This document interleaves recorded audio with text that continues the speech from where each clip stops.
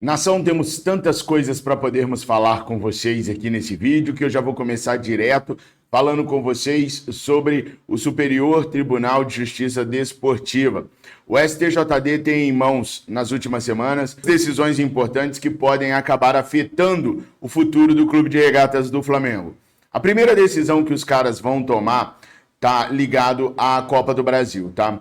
Nessa sexta-feira, também conhecida como amanhã, eles vão julgar o pedido de Corinthians e Vasco para que as datas das semifinais contra Atlético Mineiro e Flamengo não sejam alteradas para o dia 20 de outubro, se mantendo no dia 17.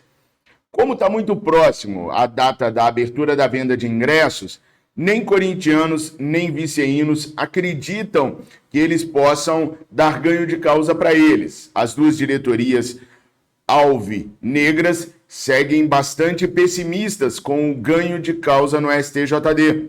Os caras devem homologar a decisão da CBF e manter a data para o dia 20. Mas temos que acompanhar de pertinho para saber se realmente é isso que vai acontecer, porque o STJD sempre foi e sempre será uma caixinha de surpresas. Outra decisão que o STJD tem nas mãos é com relação ao julgamento do Edinaldo Rodrigues, presidente da CBF. Aí sai até do âmbito do STJD, do Superior Tribunal de Justiça Desportiva, e cai lá no Supremo da Justiça Brasileira, tá? Então sai da área desportiva e vai para a área da Justiça Comum.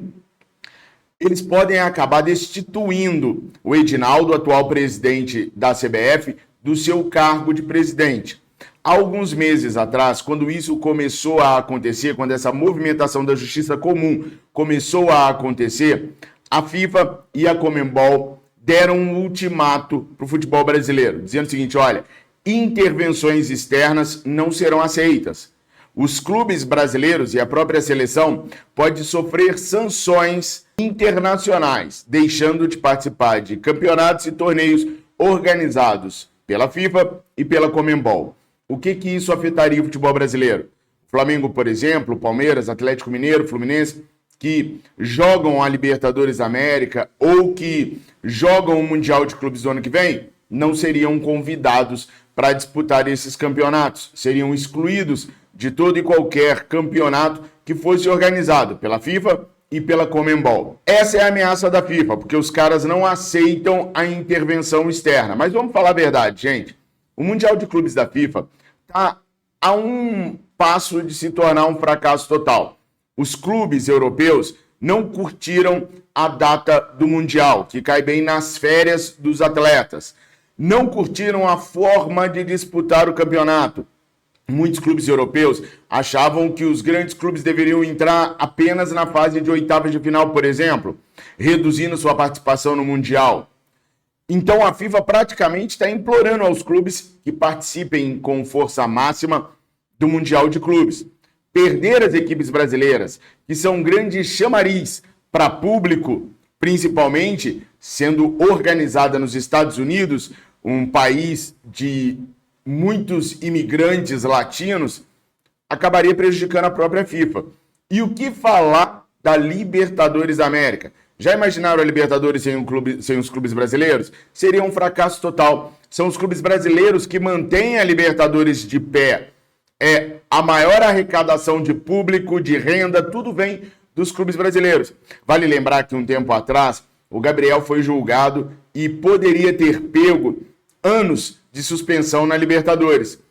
Era pelo menos isso que dizia o código para a atitude que o Gabriel tomou quando ele sugeriu que Luque era muito próxima ali da sede do Olímpia e que o Flamengo havia sido roubado naquela noite pela arbitragem, pelo Olímpia ser o time do presidente da Conmebol. Nem ali eles suspenderam o Gabriel. Eles deram uma puniçãozinha para ele e deixaram a vida acontecer, porque o próprio Gabriel, dentro do âmbito do gigante Flamengo, era, naquele momento, um atrativo na Libertadores da América. Então, interesses comerciais impedem a FIFA e a Conmebol de tomarem uma postura tão rígida. Imagina uma Copa do Mundo sem o Brasil. eliminatórias sem o Brasil, Copa América sem a seleção brasileira. Não existe. Isso não vai acontecer. O ministro do STF, o Dino, pediu para ter vistas ao processo, que vai agora dar uma paralisada para mais adiante começar a ser julgado novamente. Então, pessoal, nós temos que ficar de olho bem aberto no STJD e no STF para ver o que os caras vão definir. Dificilmente eles tomarão alguma atitude drástica. O STJD dificilmente retornará a data para o dia 17 e eu duvido muito que o STF puna mesmo o Edinaldo Rodrigues ou faça isso de maneira definitiva sem que um mandatário maior da entidade superior do futebol brasileiro possa recorrer e retomar o seu cargo de volta. Te preocupa o Flamengo não ir para o Mundial de Clubes? Te preocupa o Flamengo fora da Libertadores da América? O Flamengo e os clubes brasileiros? A mim, confesso, não preocupa nem um pouco. O que me preocupa é se você está bem amparado financeiramente ou se você está passando por algum perrengue financeiro. Tá? Então escuta só. A Mais Ágil pode te ajudar a resolver todos esses problemas financeiros. Para isso, você tem que clicar no link que está na descrição desse vídeo e falar hoje mesmo com um dos atendentes da Mais Ágil. A Mais Ágil é uma empresa especializada na antecipação do seu FGTS. Então, você clicando no link e falando com um dos atendentes, eles vão ajudar você a resgatar o seu FGTS, te dando condições financeiras de pagar aquela conta, fazer aquela viagem, trocar de carro, enfim, resolver o seu problema da maneira que você quiser. Há quase 3 anos, a Mais Ágil patrocina os nossos canais. E o feedback que a gente vem tendo daqueles que usam o serviço da Mais Ágil é muito bom. Por isso a gente recomenda, é o que eu sempre digo. A gente recomenda a Mais Ágil porque na Mais Ágil a gente confia. Então não dá mole não, tá? Bom, mudando de pau para cavaco, falando do Mengão queridão agora, contando sempre com o seu like, com o seu comentário e também com a sua inscrição. E para não perder o costume, contando também que você vai se tornar membro VVP para nos ajudar a permanecer aqui no YouTube. E não tem desculpa para não ajudar não, hein? É só R$ 1,99. Com apenas R$ 1,99, você nos ajuda a permanecer aqui. É tão pouquinho e você ainda ganha o direito de ir para o nosso clube de membros no Zap Zap, conversar comigo durante o dia todo sobre tudo que acontece no Mengão Queridão. O dia todo não, porque eu tenho que trabalhar aqui nos canais e também no Jornal O Dia para levar informação para vocês. Mas fora isso, eu estou sempre conversando com vocês. Bom, o Flamengo se reapresentou ontem no Ninho do Urubu e na reapresentação tivemos praticamente todos os atletas trabalhando com o Felipe Luiz na academia e no campo, exceção feita aos 7 jogadores que estão convocados, os demais todos realizaram trabalhos. Alexandro, que não preocupa para o jogo contra o Fluminense, seguiu fazendo um trabalho de fortalecimento muscular na academia, mas não há nenhum tipo de empecilho para ele para poder jogar contra o Fluminense lá no dia 17. O Alexandro não teve essas folgas que os jogadores tiveram. Ele foi no Ninho do Urubu todos os dias para fazer o trabalho de fortalecimento muscular, porque o Felipe conta muito com ele nessa reta final da temporada. O Wesley não tinha lesão, como a gente já havia dito para vocês desde o último jogo do Flamengo pelo Campeonato Brasileiro, e treinou normalmente. Gostei do treino do Felipe Luiz, porque a equipe do Flamengo, nesses 2 jogos, Corinthians e Bahia, com o Felipe Luiz, foi a equipe que mais criou oportunidade de gols, mas também foi a equipe que mais desperdiçou oportunidades claras de gols. E o Felipe Luiz fez um treino muito intenso ontem, visando a questão da finalização. Colocou os jogadores para realizarem cruzamentos e finalizações. E isso, para mim, já é uma demonstração de que o Felipe Luiz está atento nos números da sua equipe. Isso é importante, não se consegue corrigir erros se você não os percebe, se você não dá confiança para os números. O Tite e o Matheus Bach, por exemplo, eram dados a eles alguns números nas coletivas e eles refutavam esses números, eles nunca acreditaram nos números que a imprensa e os especialistas em futebol conseguiam colher e passavam para eles nas coletivas em forma de perguntas. A estimativa deles, o scout deles, sempre trazia números que eram totalmente surreais à realidade do Flamengo. Já o Felipe Luiz parece estar bem atento nisso, porque ontem o treino foi muito puxado e muito voltado para a questão das finalizações. Aliás, o Felipe Luiz tem sido tópico de bate-papo nas mesas redondas Brasil afora e na sua casa ou no barzinho que você frequenta com seus amigos, enfim, aonde você conversa sobre futebol com geral. Isso porque está se colocando nas costas do Felipe Luiz um tal de pedido para renovação do Gabriel Barbosa. Gente, isso não existe, tá? O Felipe Luiz não pediu com 2 semanas de trabalho a renovação de absolutamente ninguém.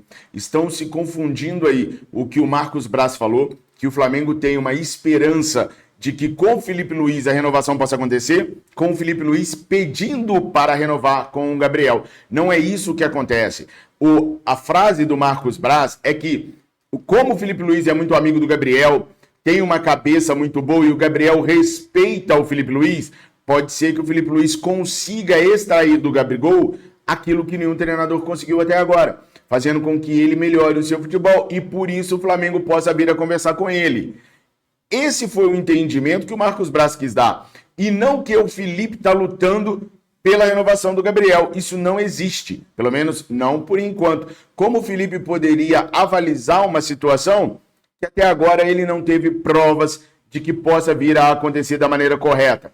O Gabriel Barbosa, gente, ele estava tão mal, mas tão mal, que o pouquinho que ele se movimentou contra Corinthians e Bahia já fez geral ter uma expectativa boa com ele. Mas a verdade é que é um jogador ainda que não provou absolutamente nada desde 2022. Precisa provar. Agora, o Rodolfo Landim, Marcos Braz, essa gestão que está aí agora, viu que gastou dinheiro para chuchu na contratação de atletas nesta temporada e a arrecadação vai cair bastante no ano que vem.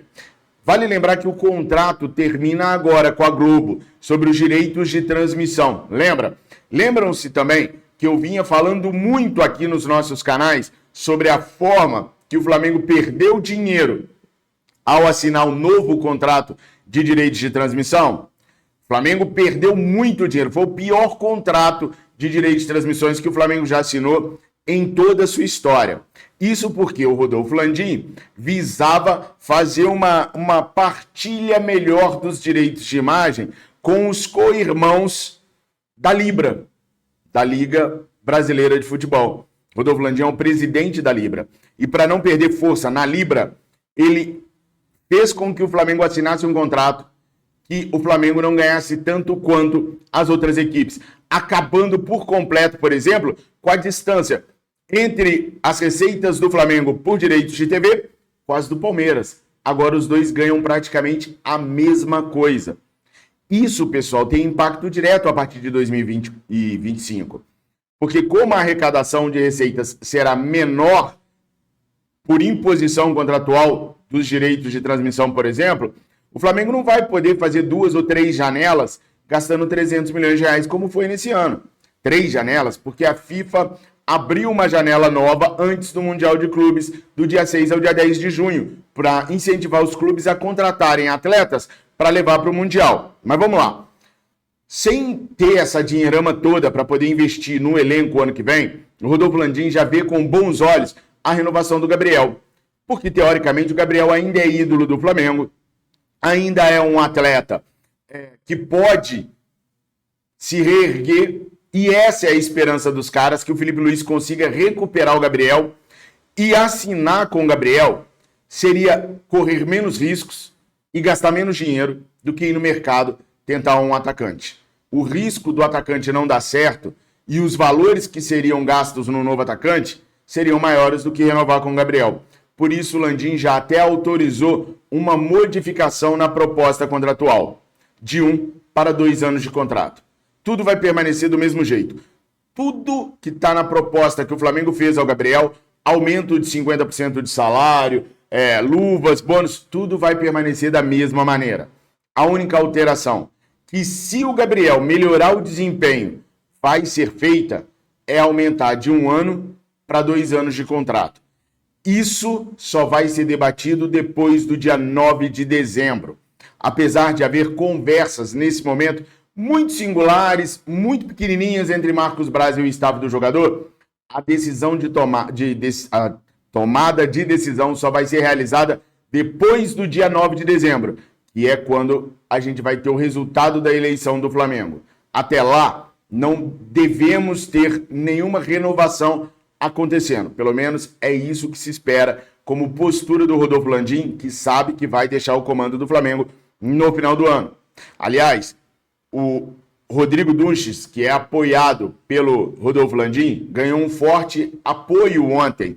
Delair Dombrovskis desanimou, desistiu de concorrer à presidência. E com isso, ele passou seu apoio para Rodrigo Dunches de Abranches. Fabrício, quanto que isso representa numericamente de votos que o Delair levou para Rodrigo Dunches de Abranches?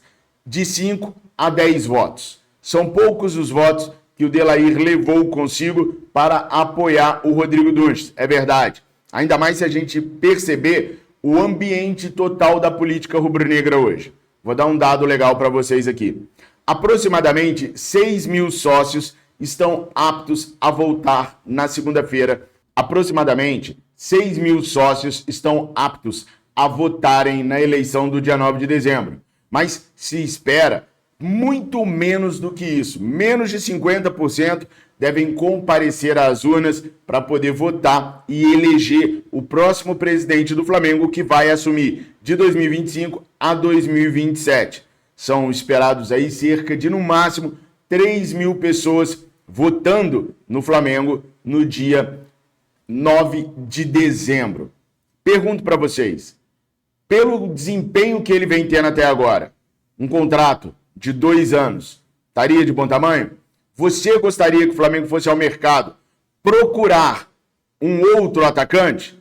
E o Mateuzinho do Vitória? Flamengo, Cruzeiro tem interesse no jogador que tem multa para clubes do Brasil em 58 milhões de reais. Confesso a vocês que assisti sem querer o último jogo do Vitória, nem me lembro o adversário, mas eu estava lá conversando com a Mirinha, coloquei e ficamos assistindo. E o Mateuzinho realmente foi o jogador que me chamou a atenção. Muito habilidoso, um meia, muito bom de bola. Me chamou a atenção o Mateuzinho no Vitória, sim. Seria um bom atleta para compor elenco, mas confesso que eu tenho expectativas maiores em cima do Matheus Gonçalves e do Lohan. Você, que é do Nordeste, que eu amo de paixão, já morei em Sergipe, lá em Aracaju, morei lá, eu, Miriane e Matheus, moramos lá. Amo o Nordeste e o Norte do Brasil. Pergunto para vocês que estão mais próximos aí do Vitória. Esse jogador é um jogador com envergadura para jogar no Mengão Queridão? Eu gostei da movimentação dele quando vi, mas confesso, tenho uma expectativa maior em Matheus Gonçalves e Lohan. E você, que está aí na Bahia ou que está aí no Nordeste, acompanhando mais de pertinho o Vitória, o que você me diz sobre o Mateuzinho? Curta, comentem, compartilhem, tragam pelo menos um amigo de vocês para se inscreverem aqui no nosso canal. Tornem-se membro VVP por apenas R$ 1,99. Seguimos! Voltamos durante o dia para informá-los. Tamo juntos. Obrigado por tudo. Tenham uma excelente quinta-feira. Fiquem com Deus. Saudações rubro-negras!